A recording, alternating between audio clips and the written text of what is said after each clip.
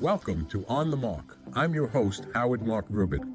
I am so excited to present this podcast series addressing our rapidly changing world and how it is affecting industries and people in unique and interesting ways. As John F. Kennedy once said, change is the law of life, and those who look only to the past or present are certain to miss the future. The business leaders and personalities who I will be interviewing in these podcasts certainly look to the future. And I hope you come away with information and inspiration that helps you adapt in both your business and personal lives. You can find these podcasts on all major platforms, including YouTube, LinkedIn, Facebook, Apple Podcasts, Spotify, and on our website, getsplatzer.com. Welcome to On the Mark. I'm your host, Howard Mark Rubin, and we're going to explore today the changing world of law firm marketing. It's something that's very dear to me as a partner in Getsplatzer, a law firm that just merged, and we have new marketing needs. And we have with us today one of the gurus of the internet legal marketing field, Jay Berkowitz. Jay is the author of his first book. The most well-known probably one is The 10 Golden Rules of Online Marketing. He's authored many other books. He's appeared on many shows and business journals, and does his own podcasts and own seminars on this field, and is one of the leading experts in the field. Good morning, Jay. How are you doing today? Fantastic. Thanks for having me, and I appreciate your kind words. Good. Well, we wanted to talk about marketing. I know from the time that I started practicing law, there was a question, a lot of marketing was considered unethical, and lawyers didn't do a lot of marketing back then. And then negligence firms or PI firms first got into it more. You'd see some television advertising or radio advertising. And I think other aspects, other lawyers kind of almost looked down upon that kind of advertising as being not appropriate for lawyers. Now, in our changing world, I think it's generally accepted that all law firms have to do marketing. But marketing can take many forms. Let's start off with what you consider to be marketing and what type of marketing law firms should be doing or can be doing. Well, I think there's two main categories, I would say. Like, one is, if you're a consumer-facing attorney, you've got to get your website and digital marketing figured out. And if you're a little bit more like Howard and you're a business-to-business attorney and your main clients are other businesses and referral partners, you've got to get your thought leadership and social media game figured out. So, a lot of the big spenders, the billboard guys, the personal injury guys, they've got to get their internet, their I call it the 6 parts of Google. They better be really performing in all 6 parts of Google, and we can break those down.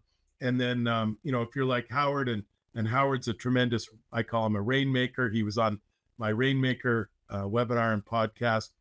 Then you've got to be really strong on LinkedIn, and you've got to have a lot of thought leadership and publish and create a lot of content to remind people the kind of work you do. I read a statistic, I was Googling in the internet, that marketing budgets for law firms can range from 2 to 20% of revenues, depending on the type of practices. I assume the consumer-facing attorney, particularly the PI firms, are on the high end of that, and the firms that are just marketing towards corporate clients are probably on the other end of that. Would you agree with that those numbers, 2 to 20%, would be a fair estimation? Perfect. I would say that's just about right. And for a firm that's not doing, I use the same PI or type of firms, but for consumer-facing firms, it's a better term because it includes, I guess, criminal lawyers. It includes lawyers who do estate work directed towards consumers. As to those type of firms, what's the best way for them to go out and do marketing? Is it print ad? Is it social media? Is it Instagram? How do you find it to be most effective, or what's the mix and what they should be using? Yeah, so a lot of our work is with consumer-facing folks. Obviously, we work like people like yourself who are, spending the 4%. But a lot of our clients in the personal injury, criminal attorneys, family attorneys, we have some sex abuse attorneys, which is a terrible category. And thank Right. God for those folks and helping those families Got to out. get a better name than sex abuse attorneys. It sounds terrible. There should be a better name for that. But anyway, Yeah. go ahead. Terrible, terrible stories those folks are dealing with every Right. day. So, it all starts with your website, and you've got to get your website right. Your website, I call it home base, and then you want to search engine optimize your website. And then I mentioned before the 6 parts of Google, and maybe that's a great way to explain it. And at the very top of Google now, but excuse me, and everybody wants to get to the very top of Google. Google now has a new product called Google Screened or Local Service Ads. And in all the categories we talked about, Google's showing these 2 boxes right at the very top of Google. And on a mobile phone, it's a click to call. And everybody wants to be at the very top of Google, and everybody wants phone calls. Because obviously, if you get someone on the phone, there's a much higher likelihood you all can come to an agreement, sign them as a client. If they fill out a form on your website, a lot of times we call those people back and we never hear from them again. So the click to calls is a new category that's very, very effective. And the local service ads is something we focus very heavily on. And we coach our clients on how to get listed in more and more of those Google Screened local service ads, or LSAs people call them. So that's the first part of Google, right at the top of Google. And the second part of Google, the 6 parts of Google, is the Google Maps. And a lot of times you're going to see the local service ads, Google Screened at the very top. And then Google shows what we call the 3-pack. 3 different law firms are listed in the Maps section. And there's 40 or 50 things that we do to search engine optimize the Google Maps. But some of the first ones are you've got to get lots of Google reviews, and you've got to make sure your profile is filled out.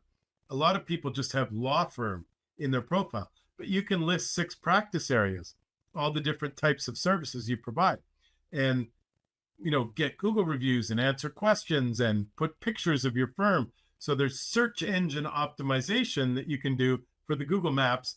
It's the second thing that most people see, and a lot of people like to click on, like they want a law firm near them.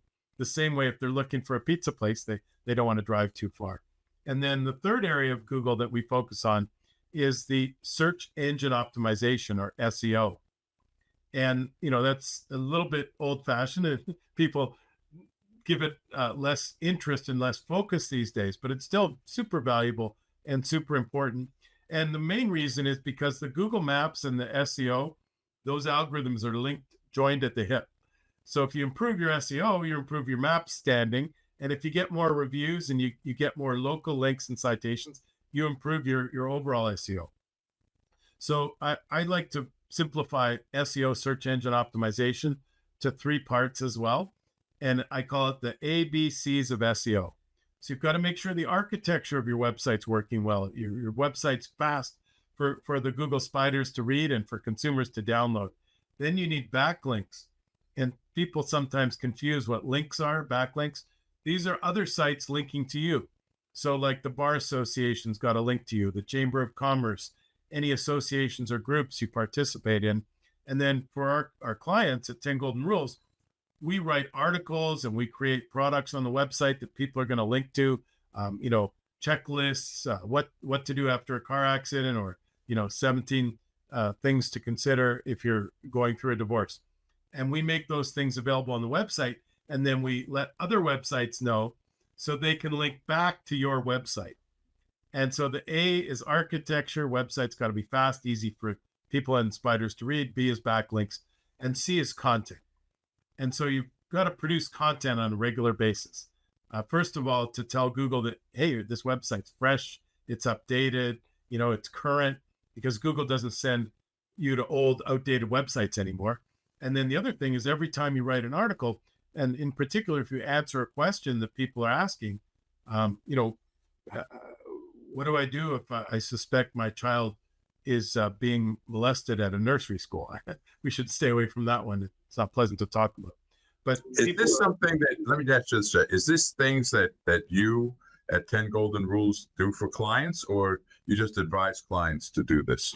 Yeah, we've come up with, I think, a relatively ingenious way of doing it, but it's pretty simple when I explain it to you. And I'll give you the 4th part of Google, which is actually not Google, it's YouTube. but owned by Google. What we do is we give you, if you're a client, we give you a dozen questions and we get you prepared to answer those questions. And then we shoot video just like this. You can be at your desk in your office and you answer the questions just as if a customer came to see you and asking you these questions.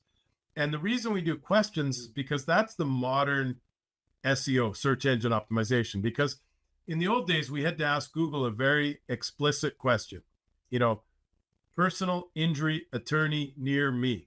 And then Google was pretty good at giving you an answer. But today you can say, what do I do if I get hit by an Uber and the insurance company doesn't want to pay for my car repairs? People literally, we ask questions of Siri, Google Voice, Alexa. So what we do is we answer the question on video and we literally coach the attorneys to say, one of the questions we're getting asked all the time is, what do I do if I get hit by an Uber? And so the question is search engine optimized. The video is posted on YouTube. Then we create a blog post on the website with the video, and then we write a blog post about the video.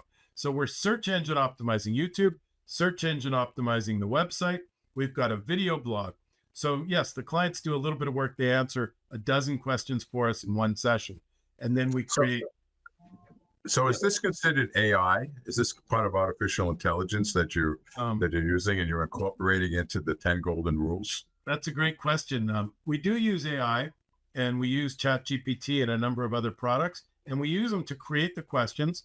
Like we might ask it, give AI, hey, this attorney's already completed and answered these 60 questions, and give us 60 more questions that people would be asking when they're looking for a car accident attorney. And then we also use the AI. We take the transcript of that video and we say, write a blog post about the video, and then the humans take over. You've got to edit it. You need human editing today. You can't just throw AI on the website. That doesn't work very well for Google. See, this is an issue that I have with attorney marketing and advertising. You do this, and the one thing that it seems that the client doesn't address or think about is how good is the quality of the legal services that are going to be provided. You make the connection, but how does the lawyer differentiate himself from if you're talking about a PI firm, how do you differentiate yourself from the, I don't know, hundreds probably of other PI firms, some bigger firms that have national recognition, advertise on television, advertise on radio, been known. How do you get across to a client on a PI basis or any kind of legal services basis on the quality of the work? Why should they come to me or to another firm just because they know I exist or they've made a connection or answered a question? How do you get them to say, I'm the right guy for your kind of a case? I think the two quickest answers I would give you is Google reviews. Google's trying very hard to ask consumers to write reviews, and they're weighting the value of those reviews. So the number of reviews and the closer to 5 stars, 5 out of 5 stars you have, Google is significantly increasing your chances of being shown to consumers in the SEO, in the Google Maps, and in the local service ads.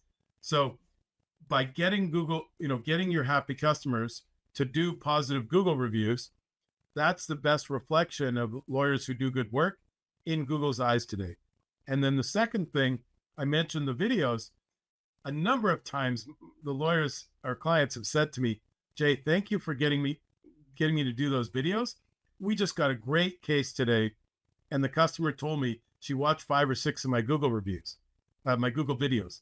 So by doing the videos, that's your chance to tell the potential customer about your business. They get to know, like, and trust you in video. And by having those videos on your website, on your social media, on your YouTube, a lot of people now will do research either through reviews or videos or both. I know that's true because I have a lot of clients in the electronic consumer business and manufacturers and electronic retailers. And they tell me that the most important decision maker for clients, the thing that they care about the most, are Amazon reviews. That when people decide what television to buy, what they look at is not professional reviews, but they look at consumer reviews, what other consumers thought of a product. And I have to admit that I do the same thing. I'll go look at when I'm looking to buy some kind of a product on Amazon, that I'll look at those consumer reviews, and that's what I'll go by. So I think that you've got a good point that I guess if it works for other types of things, it'll work for choosing a lawyer. 1,000%. Yeah. Yeah. And we hear it all the time. You know, you on the calls, and the lawyers tell us, they ask the customers, like, why did you choose us? How did you find us? Hey, you guys had 600 Google reviews. Everybody else in the market had 300. So there, you've got to have a number of programs to make sure you get Google reviews. But number one, you know, the paralegals, the legal assistants who really have the relationship with the clients have to ask for those reviews.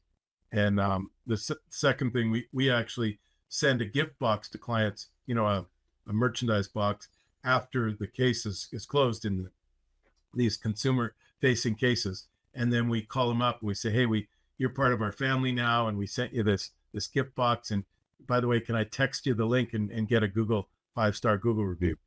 But I want to close the loop on the 6 parts of Google, because I know there's at least one person out there who's writing it down, and they're like, Jay said there's 6 parts, and I don't know that, you know, obviously for most people are going to say, okay, pay per click. The paid Google ads is number 5. And, you know, we covered off number 1 was the local service ads. Number 2 was the maps. Number 3 was the SEO. Number 4 is the pay per click. Number 5 is YouTube, or you know, 3 is YouTube. So the paid Google ads are still valuable. In some markets, like in New York City, for pay per click, it's super expensive, and it's hard to make it work because people are bidding, you know, $400 or $500 just for 1 click. So you know, if you convert 1 in 10 to a client, that's $4,000 or $5,000. You know, 400 a click, 1 in 10 signs as a client, it's $4,000. Simple math, right? And then the 6th area of Google is actually really exciting, and it's a brand new section. And Google has started showing their own artificial intelligence answer to search queries, and it looks like ChatGPT. And by the way, this is mission critical for Google. They have to have their own version of ChatGPT, or guess what? We're going to all start doing our searches on ChatGPT. So it's called AI overviews. And the methodology I talked to you earlier about answering questions is a great opportunity to be found in the AI overviews. And the best news is Google shows their homework. So they'll say, here, these are the top 3 websites we used to compile the answer. And ChatGPT is starting to show the websites that they utilized. So that's really important for 2 reasons. If you answer questions, if your websites are helpful, if your websites are seen as the authority website, then you'll show up in these Google answers and the ChatGPT answers. And when you show up, there's a live link to your website. So that's a new kind of SEO that you can tell I'm really excited about. And this methodology of becoming an expert. So you part of that is building links from other high quality websites that we talked about in the SEO, and getting featured on other high authority websites. So it's part of what we talked about in the thought leadership side. You want to write articles for law journals. You want to be featured in articles in prominent media publications. You want to be featured in the local chamber of commerce. So the more articles you can write and be seen as an authority and an expert, that seems to be a big part of the algorithm in these artificial intelligence queries. I wanted to ask you something about my type of practice, because I don't really have a consumer-facing practice. I have more of a corporate practice. Is the equivalent of Google in my type of practice LinkedIn? Should I be doing the same things that you're talking about on Google, on LinkedIn, to reach the client base that I'm looking for? It's not exactly the same things, but there are definitely some similarities. So content is very, very important, and we talked about the ABCs. Architecture, backlinks, and content. So the content on LinkedIn is producing content. I call it thought leadership content. And this podcast is a perfect example. And I'm sure that this podcast is posted on, Spotify and YouTube and iTunes and all the places people find podcasts. But I'm sure you also do a post on your LinkedIn to say, here's a great interview, or hopefully you'll consider it a great interview with Jay Berkowitz, and we learned this and this and this, and click to listen. And then the other thing we're all doing with our podcast is we're cutting little snippets out, and we're publishing those on social media, and they link back to the podcast. And we're maybe transcribing the podcast and putting it on our website, so those keywords are there for Google from an SEO perspective. So the thought leadership is creating content that's relevant to your target audience and putting that on LinkedIn, first and foremost for your other business connections. And then in SEO, the reviews and the backlinks are very important. In LinkedIn, it's your links, it's your connections, it's your audience, it's all the people that you've met. So you've got to be super conscious of, when you go to a networking event, all the people you talk to and make a connection with, you actually take their business card back to your desk and connect with them on LinkedIn. And plus you do a little bit of reach out, be active in LinkedIn every day. And, if there's an attorney you do a lot of work with, look at who he's linked to, or an attorney you went to law school with.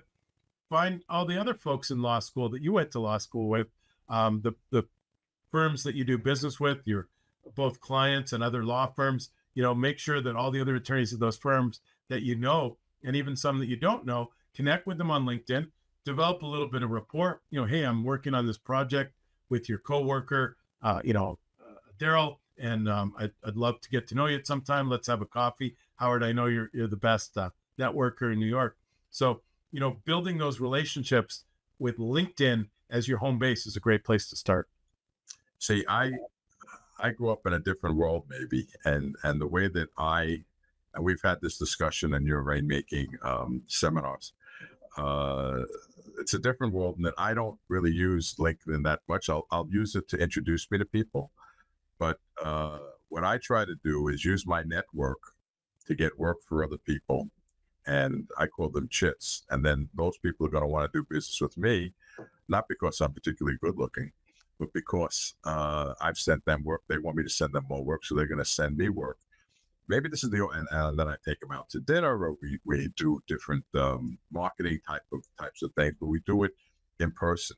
Is the world changing that's becoming obsolete, or it's becoming not as important, and that the connections you make for rainmaking, the important ones that you're making, are all being done virtually or online? Well, I mean, it's changing in the nature of the national opportunities, and so many more businesses, and our business for sure. I'm doing business with people in 37 to 38 of the 50 states. So, I can't buy them dinner or see them as often. Hopefully they're going to come to our conference. I see them at the other conferences. But I think that one thing we all learned with COVID is we missed seeing people. And so I think, we all got that personal touch reinforced, and people really like getting together. I was at National Trial Lawyers last week in Miami with, 1,000 lawyers and vendors, and the community got together, and everybody seems so happy to see people and not worry about shaking their hand anymore. Let's hope that continues. So I think that people like people, and that's been proven with the gap where we didn't like people. We didn't want to shake hands. See, I've always found it a challenge to teach people, younger people, to be able to do rainmaking. They can be great lawyers, but they just don't. Their brain isn't wired that way. Yeah. Now, with the way that you're talking about marketing, it may be that these people are more effective in being able to market, and a different set of skills than the skills that I'm trying to teach them, or I'm not that they're going to need in the future to become successful rainmakers for a firm, because unless you bring in business, you don't have a law firm, and that's the most important thing. And I'm wondering if do you have any programs that you teach rainmaking to lawyers, particularly in this changing world, as to how they can be rainmakers themselves, or is it just generically the firm doing marketing? Yeah, we've got some great content, and you're featured in most of it. We've got 2 or 3 rainmaker webinars where we did a live event, but it's recorded and it's on my YouTube channel. And so there's some really great content, some featuring Howard and a number of other tremendous experts on how to do this modern business building and rainmaking. And I talk a lot about my digital strategies for, creating the content, getting it on your YouTube, something I call cascading content. I mentioned earlier that this podcast is going to go on your YouTube. It's going to go on your LinkedIn. It's going to go on all your social media. It's going to go on all my social media. So it's like, I call it cascading, like a river cascades over a waterfall and creates little rivers and little waterfalls and mini lakes and tributaries. So you're originating thought leadership content, whether it's a webinar, a podcast, a book, a blog, an article, a white paper, then you want to make sure you hit that in all your different touch points. This will go on my LinkedIn, my company's LinkedIn, my Facebook, my company's Facebook, our website, our blog. And then if you give me the original video, we'll edit it and we'll create our own little snippets, and that'll go on all my social media. So I think, to answer your question quickly, the young and up and coming attorneys are going to be more fluid in these digital strategies, and perhaps a little less likely to do a great job at the Chamber of Commerce. So one thing I wanted to address on that, I know in other industries, influencers, particularly in social media, have become prevalent. And I know a lot of clients that have consumer products, particularly, that they'll get an influencer to endorse their product. And that's become a very successful way, if they have a lot of followers, to present their product. Is there a place for law firms to use influencers in their marketing strategies? I mean, I think the simplest one is exhibited here today, because, Howard Rubin's interviewing Jay Berkowitz. Howard Rubin's going to post on his YouTube, on his LinkedIn, on his blog, and link to my website, and vice versa. Jay Berkowitz, who's got a community of 5,000 attorneys on LinkedIn, is going to feature this podcast and be so proud that Howard, and thank you again, but for interviewing me. And I'm going to put it on my LinkedIn and my blog and my podcast as well. So tremendous opportunity for influencer at a smaller scale, right? Like, obviously, if I don't know who the most celebrated influencer in the legal community is, I guess it depends on the practice area. But if, John Morgan was to blog about you and me, that maybe he's the most celebrated name in the legal industry, and certainly in personal injury and on TV. But you can be very, very successful. Like if you do a podcast every week, and 52 folks who have a pretty good LinkedIn following and a good email list, if you can get those 52 folks on your show and give them the materials, some people skip that step. When we do our podcast, we send, a drafted email, graphics, the edited video, so they can post it on their social media, the short clips that we cut out of the podcast of some, short, succinct moments that work really well. We send all of that to the person I interviewed. And then I have also 1 a week, 52 micro influencers who can promote my brand and our brands together. So I was thinking of people who are just famous, and celebrities who have nothing particularly to do with law. But if I had, I'm just going to throw out a name, Jay-Z, if he says, boy, he's a really good lawyer, I got good results, I was really happy with him, just because he's a celebrity, or Kim Kardashian, or any of those, types of people, or Taylor Swift, or whatever, do you think that's an effective way for law firm marketing, where it's not necessarily legal related, but because, that person is just a famous person? And look, when you get those famous clients and you can get the coverage, and I think you should engage in PR activities to get the coverage.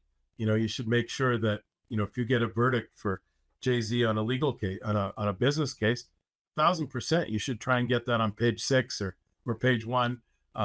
It's super valuable. And then Get it on your website as the testimonial's great. If you can get it on video, even better.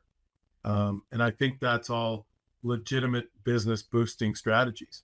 But I wouldn't pay Jay-Z because it's probably costs way too much for the value of an endorsement that just looks like a paid endorsement. Right. Well, that's what I was thinking, that if, consumer products do that all the time. And you talk about the click-throughs and how Google click-throughs can be very expensive depending on the category.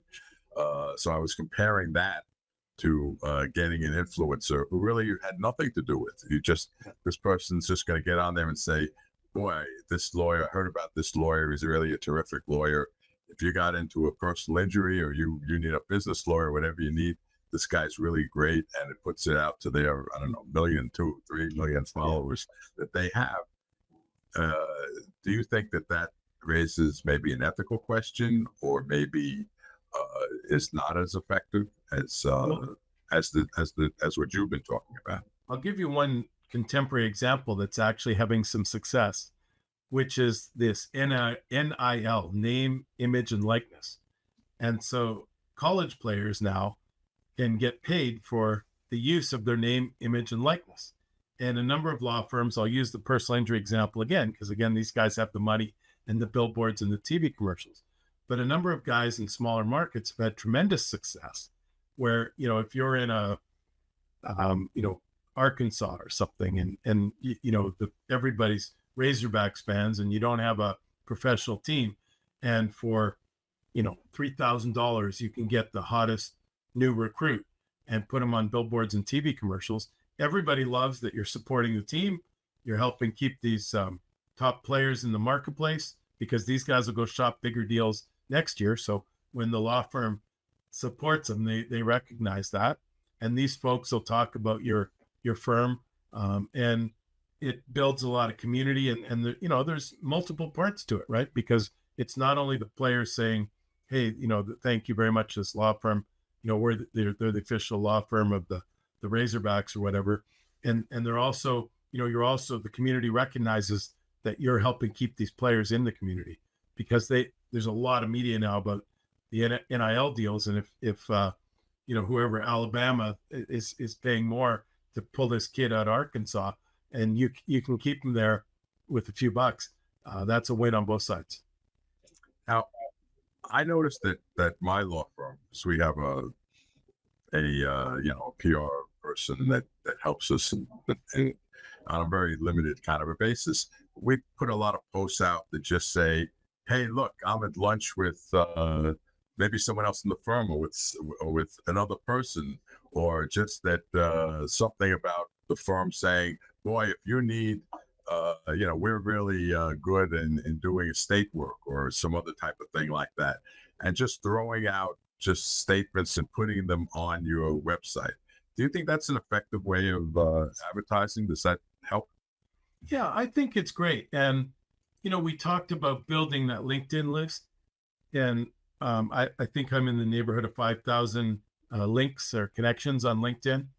And I've been conscious of it. It's kind of narcissistic and a little bit cheesy, but when I speak at an event like National Trial Lawyers, I try and be conscious of getting a good picture or taking a selfie on stage and getting that on my social media.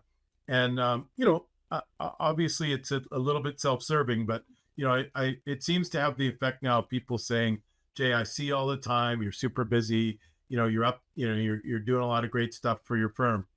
And so the most important part of that is being top of mind. And so I think, people are super conscious of taking that picture with you and getting that on their social media, and we all should be too. And even if you're just at lunch with someone who's a business person in New York, if both of you post that on your LinkedIn, I think that has a positive effect of reminding people, half of the battle, people know, like, and trust you, Howard. You're a great attorney. They've worked with you in the past, but if they haven't thought of you in 2 years and someone asks for help on a big real estate transaction, your name might not pop in their head. But if you post on LinkedIn 3 or 4 times a week, they probably are only going to see it once a month, but that's enough for that top of mind effect. And I think that's the value of those postings. I know that what I do is if something new in the law happens, I have a listing of everyone I've done business with, whether as clients or colleagues, and I'll send an email, blast email of it. And I Right. always, when I do that, get 2 or 3 people who call me, I've been meaning to call you about something.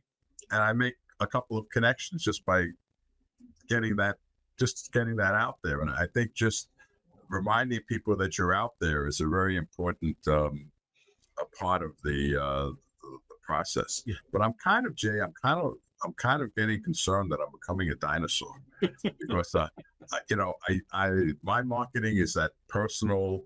Let's go out to dinner. What can I do to help you get business kind of a thing? And when it comes to LinkedIn and Google and all this stuff, I think I'm probably missing the boat. And I guess a company like yours, or not like yours, but your company, can take dinosaurs like me and teach us how to get into the 21st century AI world, Yeah. and market more effectively. Yeah, 1,000%. I'd love people to contact me at 10 Golden Rules. I'd be happy to help. The first call is free, and we'll give you a bunch of great advice.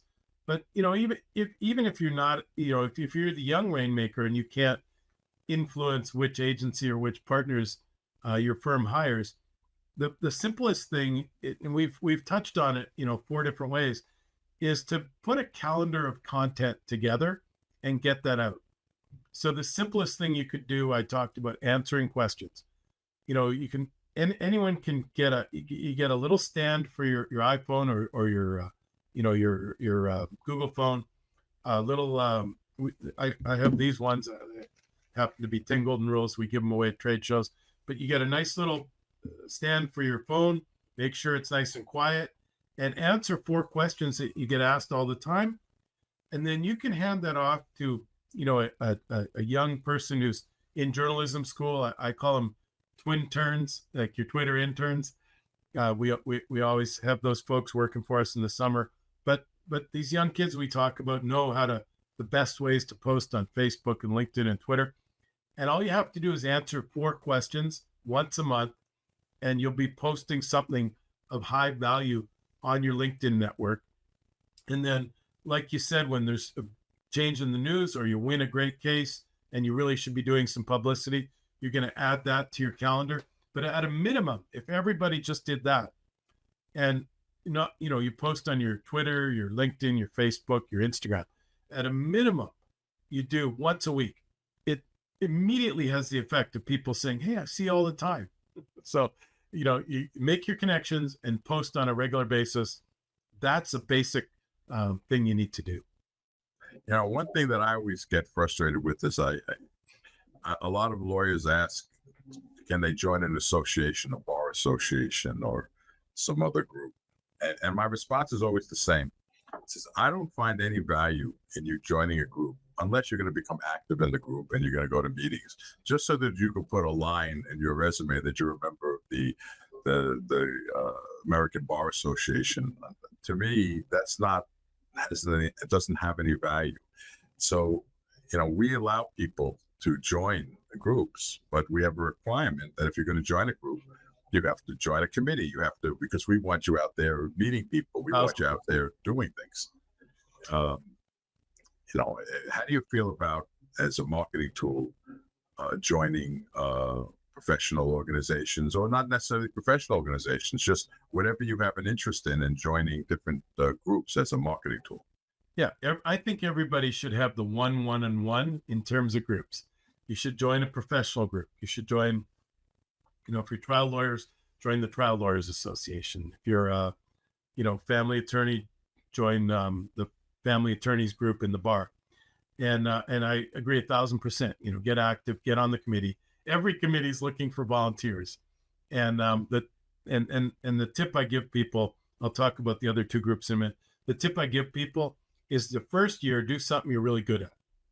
So, if you're an attorney and you're joining a group, draft the contracts for the group, for the event where you all have to have, make sure the insurance and and you're volunteer to do the contracts because you're a lawyer.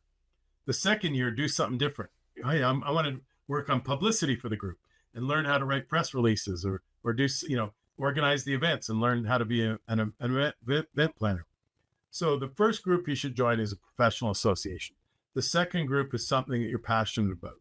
If your family's been touched by cancer and you ran in the cancer run last year, get on the committee for the cancer run this year and help them raise money and help them organize the event and do the legal contracts the first year and do something a second year. And then the third group should be something, maybe a little fun or personal. Like if you're on, if you're in a pickleball league, help get volunteer for the pickleball league and organize the thing. Because if you're the person sending out the schedules and getting to know everybody a little bit, so pick three, one personal, one passion, one professional, and then get a little bit involved in each group. And you're really only talking about one meeting a month, probably one meeting for the group and one meeting for the committee.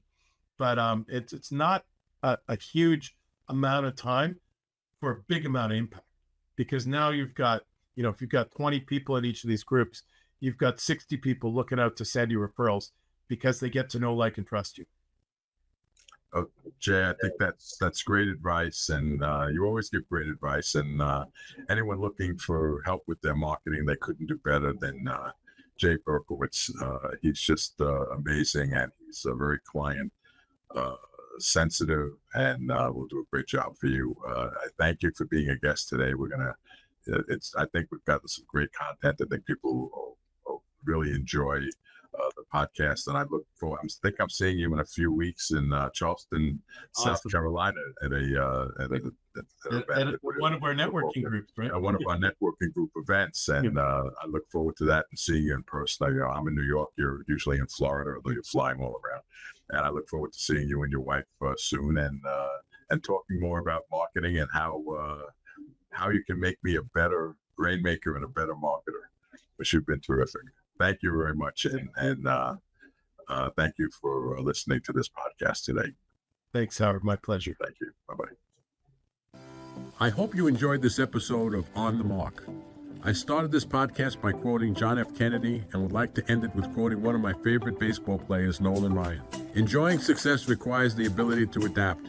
Only by being open to change will you have a true opportunity to get the most from your talent. I wish you success in staying ahead of the curve instead of behind the 8 ball. Thank you for tuning in.